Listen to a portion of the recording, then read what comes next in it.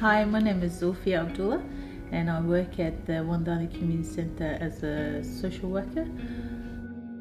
I came to Australia with my family when I was 7 or 8 years old with my mum and dad and my two older brothers. And so we grew up basically in Adelaide in this Gillis Plain, Holden Hill area, and I went to the local school here and then university to Adelaide Uni, and I did my social work degree there.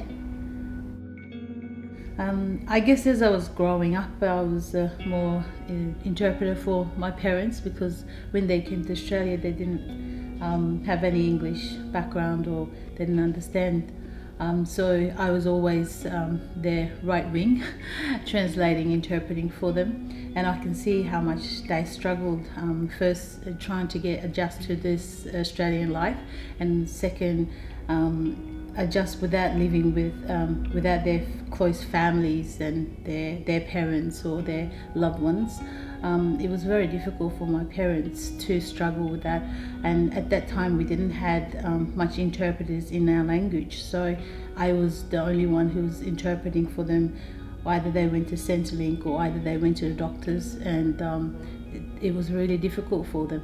So from that I decided to help out with people that's similar to my parents, and since I've been doing that as a child, I figured doing a social work is going to help new arrivals or anyone that needs social help. So I love my job. Challenge would be a first language barrier, and the second is finding the right jobs or right places to live. So it's a bit difficult because it's a new world for some people, and if they have no language area, that is even more difficult, because even though there's a lot of services out there, they don't understand where to go. So I guess by working here at the community centre, I do meet up with people that needs a different help, or I can see whether they need help and they don't understand where do they go. Australia is a very easy place to live once you know where to go. If you don't know, you're just like, it's very dark for you. Once you don't know, and you just live in the dark world and not knowing and not getting help, and that really affects people's life. They slowly get into that hole of darkness, but once if they start coming out and learning about system, learning about where they can get help, able to use interpreters if they need to, there's always great places to go to get help if they need, to know that areas, and showing them, I think it just brightens their life.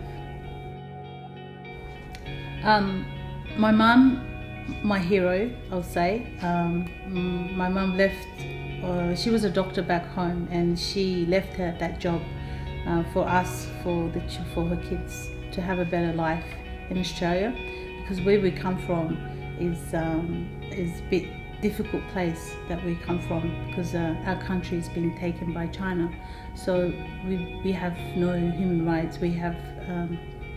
We've been executed most of our lives, with our people. So my parents decided to move to Australia so they can give us a better life, because where we were, the government was not very nice.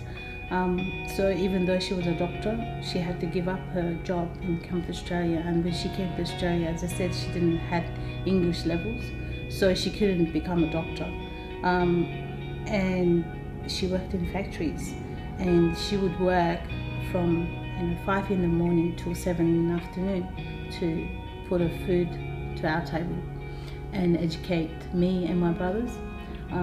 For her, education was the number one priority, and she always said that the only reason we left is for you guys to have a better education, and I left all my families because of you guys. So and that's true, because she struggled, but at the end, there's always been a light, and she's just my hero, that she gave up so much for us. I've got 5 kids, and my oldest is at uni. She's 19. I've got four girls and a boy. So I've got a uni student and then reception student. So my youngest is in the reception. I love my kids, and I've got 3 cats right now. Love my cats. So my kids just everything to me, as has been to my mum, that her kids were everything to her. My kids are everything to me. I guess my happiest moment is when I went back home. You know, that's when I was able to go back home.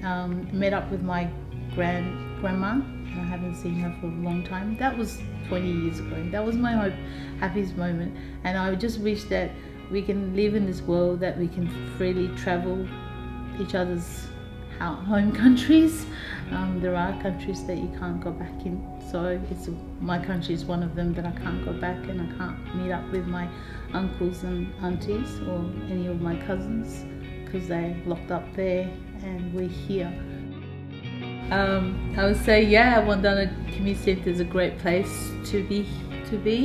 You get to meet up with a lot of people and sometimes get to eat a lot of different cultural food and taste the language as well. So come out.